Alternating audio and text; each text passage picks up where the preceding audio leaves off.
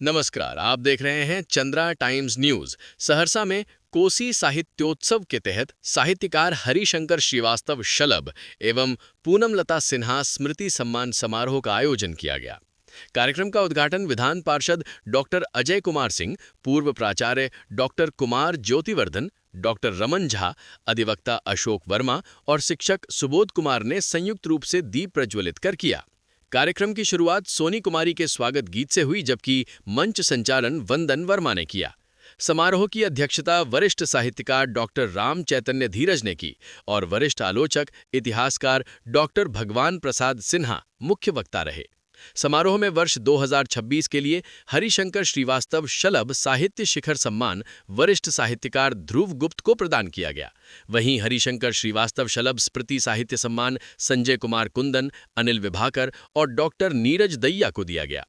आजीवन उपलब्धि सम्मान वरिष्ठ साहित्यकार राम चैतन्य धीरज, वरिष्ठ रंगकर्मी अनिल पतंग और क्षणदा के संपादक सुबोध कुमार सुधाकर निधनोपरांत को प्रदान किया गया। इसके अलावा पूनमलता सिन्हा स्मृति सम्मान 2026 वरिष्ठ कवित्री डॉक्टर रूबी भूषण और मंजुला उपाध्याय को दिया गया।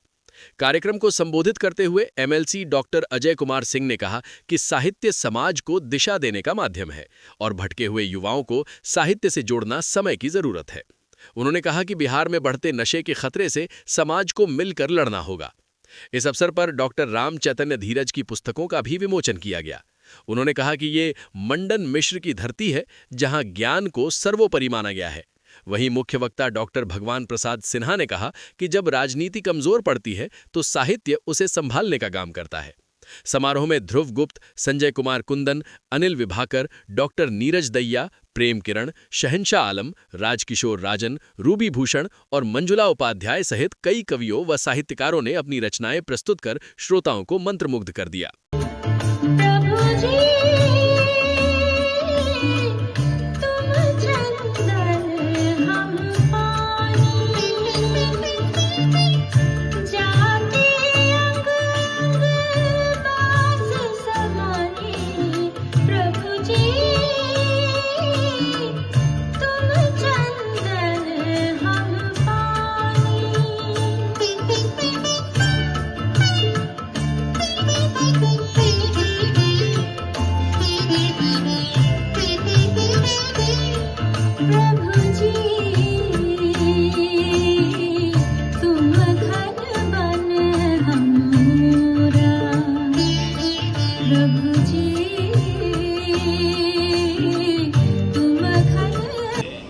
तमाम सम्मानित सुधी श्रोता, अभी तक बातें इस बात के लिए चल रही थी कि लोग कम जुटे हैं। मैं तो देखता हूं कि काफी लोग जुट गए हैं। जिस दौर से हम गुजर रहे हैं उस दौर में साहित्य की चर्चा अगर इतने लोग जुट जाते हैं तो मैं समझता हूं कि अभी भी बहुत कुछ बचा हुआ। नहीं तो बचने और बचाने की तो कहीं कोई एजेंडा, कोई कार्यसूची नहीं है, न जनता के बीच है न सत्ता के बीच। दोनों चाहते हैं कि सब कुछ नष्ट हो जाए, लेकिन उस नष्ट करने के प्रयास में अगर इतने लोग जमा हो गए उसके विरुद्ध इसीलिए कहता हूं कि साहित्य का मतलब सृजन, नष्ट को रोकना, नाश को रोकना। नाश मतलब हर चीज का नाश, संस्कृति का नाश, व्यक्तित्व का नाश, वैयक्तिक हित का नाश, सामाजिक हित का नाश, सामाजिक दायित्व का नाश, और सबसे बड़ी बात इससे भी ऊंची, राष्ट्रवाद के जिस युग में राष्ट्रीय हित का नाश। साहित्य अगर नहीं रहे, एक प्रसिद्ध कथन है, शेखर जी भी दोहराते हैं कि जवाहरलाल जब फिसल करके संसद की सीढ़ी पर गिरने लगे तो दिनकर जी ने बगल में जा रहे थे तो पकड़ लिए। तो दिनकर जी को ने उनके प्रति कृतज्ञता ज्ञापित की कि आपने थाम लिया, नहीं तो मैं गिर जाता।